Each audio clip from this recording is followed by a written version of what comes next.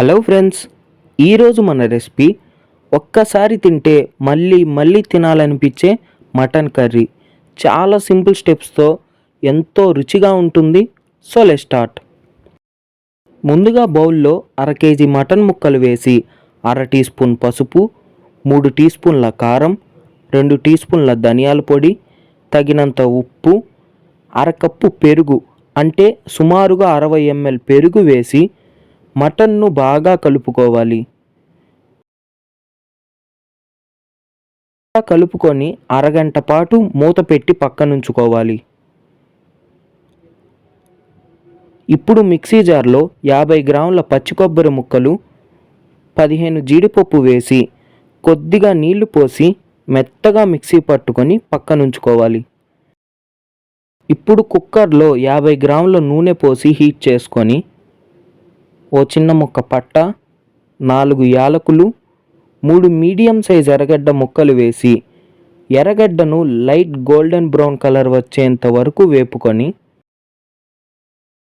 ఎర్రగడ్డ వేగాక 1 table spoon అల్లం వెల్లుల్లి పేస్ట్ వేసి పచ్చి వాసన పోయేంత వరకు వేపుకొని,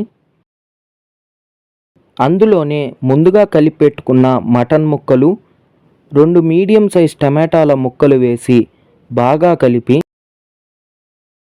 మీడియం ఫ్లేమ్లో 10 నిమిషాల పాటు మూత పెట్టి మగ్గించుకోవాలి.